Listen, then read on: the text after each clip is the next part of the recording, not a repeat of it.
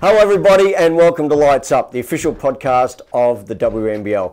The regular season is finally done and we are down to the final four. The semi-finals are upon us. I'm Grantley Bernard alongside Desi Globitz, who is back after 6 weeks on safari in Tasmania. Desi, did you find the Tassie Tiger? I did not find the Tassie Tiger, and you almost had some of those facts right, but very happy place, Tassie. Wish I was still there, but lovely to be back. Gotta love Tassie. No Tassie teams in the playoffs this year.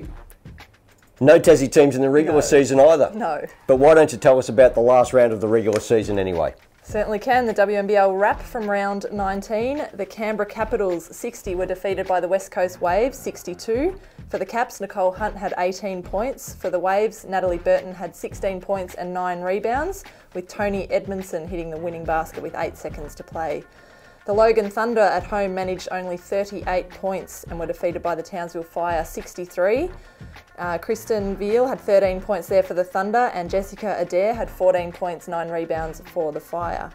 The Bulleen Boomers at home lost to the Adelaide Lightning 73-88, with Rachel Jarry top scoring for the Boomers with 21 points, and for the Lightning, Susie Bakovic 22 points and 7 rebounds. The Adelaide Lightning too strong in the second half there for Bulleen.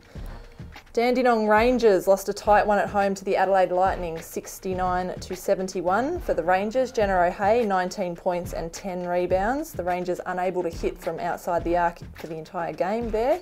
For the Lightning, Susie Bakovic, 22 points and 12 rebounds, including the game-winning basket, and an 18-10 fourth quarter there for the Adelaide, stealing the victory.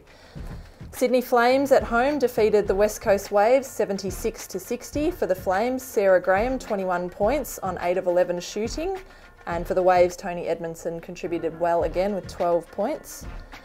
Bendigo Spirit 66 had an 11-point win over Townsville 57. For the Spirit, Kelsey Griffin 19 points and 11 rebounds, and Jess Foley 15 points and 7 rebounds for the Fire. There we go, that's the final round of the regular season. So that means the ladder is final. The top four has been set for some time, but let's have a look anyway. Bendigo 21-3, the minor premier. Dandenong in second place at 19-5, so they get the second chance in the playoffs. Adelaide third at 18-6. They are on a 7-game winning streak. Townsville has fourth place at 13-11. Then outside the top four, Bulleen at 10-14. Logan and Sydney both 8-16. Canberra 7-17, the lowest they've been for many years. And West Coast Wooden Spooners again at 4-20. We're going to get on to the playoffs pretty quickly, and we've got Jenni Screen on the phone to be interviewed a little later, which will be great. Let's just quickly have a look at the final round though, Desi, and what you took out of that, especially in terms of the playoff teams, because Dandenong played Adelaide, Bendigo played Townsville. They won't play that way this weekend, but it was playoff teams against playoff teams. What did you glean from those games in the final round? Yeah, it was an interesting round because there were a few dead rubber games that sort of didn't affect ladder position, but they were absolutely played hell for leather, and the Dandenong Adelaide game was an example of that. Adelaide couldn't take second spot from Dandenong, and yeah, the game was hard and fast and to the wire. And I think what we take out of this weekend is that Adelaide have won 2 games in Melbourne against 2 quality teams, and on a rampage leading into the finals, having beaten Dandenong twice and Bendigo, the 2 teams above them, coming into the finals in the last few weeks. So they're looking the goods at the moment. If you want to apply the word rampaging to any individual rather than a team, I think rampaging Susie Bakovic works pretty well. She's had 22-7 against the Boomers and then backed up with 22-12 in the game-winning basket against the Rangers. Is kryptonite the only thing that's going to stop the Batgirl in the playoffs? Look, Susie is, she's got such a great body on her. She's huge and broad and agile, and, we certainly know she likes to go left. She certainly knows where the basket is, and time and again, she just finds it. And look, she was the difference in the game against the Boomers in the second half, just got rolling nicely in the second half there, and obviously broke some Dandenong hearts the following day. So certainly is rampaging. She certainly is, and I'm sure that the Batgirl will love you for saying that she's got a great body. Let's move on to our talking points for today's show, and let's have a quick look at the Opals coaching position. We've discussed this over the last couple of weeks, but since our last show, Carrie Graff has announced that she won't seek reappointment to that position. It will be a full-time job, and the coach could work at the new Centre of Excellence that's going to be opened by Basketball Australia. Any thoughts on the Opals job, Desi, and who you may like to see at least put their hand up for it? Geez, it'll be really interesting to see what comes of this. I guess I was surprised that Carrie didn't reapply. She's hugely qualified for the job, and you know, great reputation, has done a good job with the Opals. But I guess I wonder if Tom Maher had put his hand back in the mix. I don't know about that. Maybe the Opals need a rougher edge, like a Mark Wright perhaps, but I might be a little bit biased there.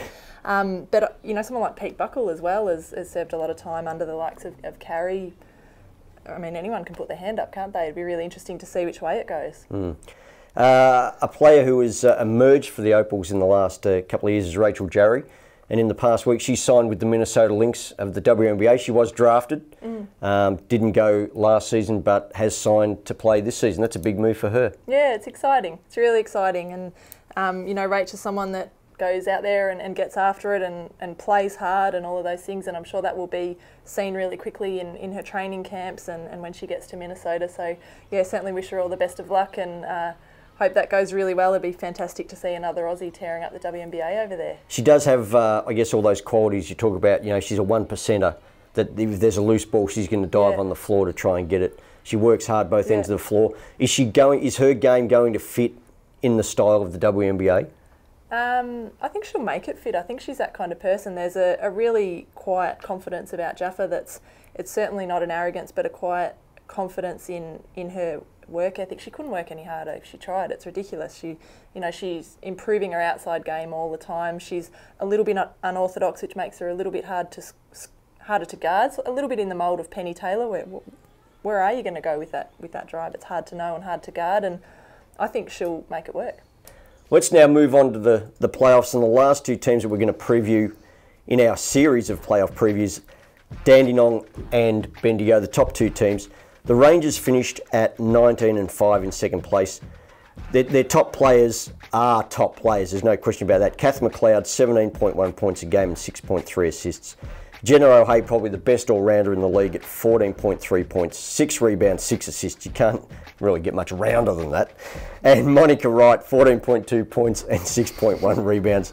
Steph Cumming, 11.6 points. So they've got 4 scorers over, well, almost 12 points a game. Tegan Cunningham's at 9.5 points and 5.1 rebounds. I think she could be a real X factor for Dandenong. And then Krista Phillips at 8.3 and 7.8. She's going to be a big defensive factor on the interior, I think, for Dandenong when they come up against Gabe Richards, Susie Bakovic, etc., etc. What's your thoughts on Dandenong? Dandenong, as you said, have got such a spread of scorers. They've got, you know, their 2 playmakers in Jenna and Kath averaging 6 assists per game. So they definitely can distribute the ball well to all those scorers. They've got bigs, they've got smalls, they've got versatile players, and they know how to win a championship because they've done it before. And from that perspective, I think they're well and truly in the hunt, despite the loss to Adelaide. 0-3 against Bendigo. Yeah, it's a really interesting one. We did touch on this a few weeks ago, in that those games came quite early on in the season. There were some injury concerns. The imports for both Dandenong and Bendigo hadn't come in and settled yet, I think, until that 3rd game. I don't know that it's as telling as it sounds, the 0-3, and I think the 0-3 would almost make Bendigo a little bit nervous. There's not a lot to lose for Dandenong going up the highway on Sunday. That's probably a fair call. So let's have a look at Bendigo. 21-3 in the regular season. That is just a dominant regular season anywhere in the world. Kelsey Griffin ended up the leading scorer for Bendigo at 16.3 points per game and 8.1 rebounds. That's a fabulous season for her. Gabe Richards, 15.9 points and 8.9 rebounds. She's just been a model of consistency throughout. Christy Harrow, 15.5 points, 5.5 rebounds and 6.5 assists. Not bad for 39. It's fairly well rounded too. Yes, you can say that, I can't. Kelly Wilson at 9.7 points per game. And Renee Camino, for me, if Cunningham is the X factor at Dandenong, Camino has got to be an X factor for Bendigo, 7.1 points per game. Slow start because of injuries, etc., etc. But if you had someone to blow open a game somehow, Camino could be the player to do it in the playoffs. Certainly could be. Yeah, the athleticism there is just crazy. And as you say, when you look at these stats, you're putting your time and your energy into Griffin, Richards and Harrower, not necessarily Camino, and that makes it very dangerous. Anything in particular that you really like about Bendigo, Desi, to say that, yes, they're going to win the championship? I really love that they're a country team and that they've never won it before and that they're the minor premiers, so they should go in very, very confident. They've got their beautiful outside shooting team and there's just a very consistent, experienced, smart as you'll find in the world point guard that's running the show, and I think that's a huge plus for them. Well, I'm sure there's a lot of people in your boat who would like to see Bendigo win the WNBL Championship, but I can pretty much guarantee 100% that there is one person at least that we're going to talk to now who doesn't want Bendigo to win the championship, and that would be Adelaide's Jenni Screen. Jenni, the playoffs start this weekend, obviously. Adelaide is on a 7-game winning streak, the hottest team in the league right now. Let's cut to the chase. Is Adelaide going to win the title from here? Well, if you ask one of our players, I would hopefully think that all of them would say yes. But there is a great contingent of teams that are in the top 4, and we just hope that we can play our best basketball in the next couple of weeks. Well, this 1 week, because if we don't get past this week, the next 2 weeks are irrelevant. Let's drop the political answers and the things that the coaches want to hear you say. Why is Adelaide going to win the title in 3 weeks, Screeny? I think we're playing some good basketball at the moment, and it's nice. We're executing well.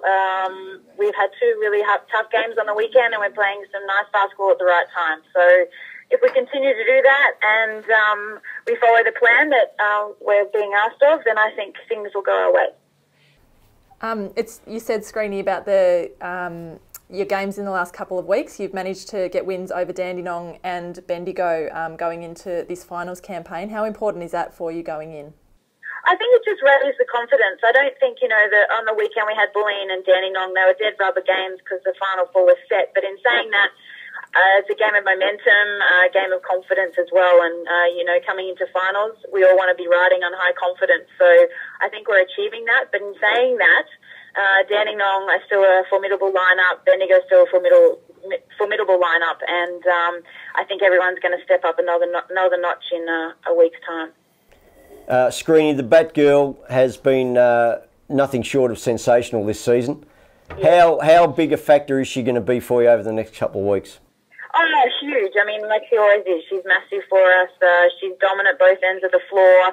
She's a good leader, and at the same time, she draws a lot of attention, and it allows other people to get into the game. We're really deep this year. I think a lot of us are hitting our straps at the right time.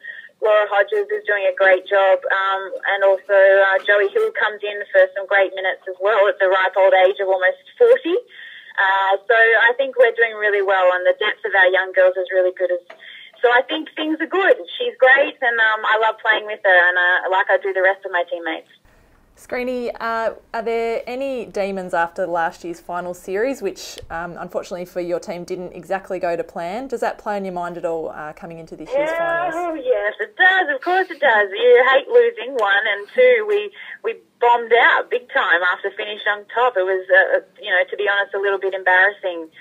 This year's a little bit different. We started really slowly, and I think we're just peaking at the right time. So if it was a chess game, I would hope that we're in the right spot right now. Screeny, it's pretty common knowledge that you've got the world's tallest dog.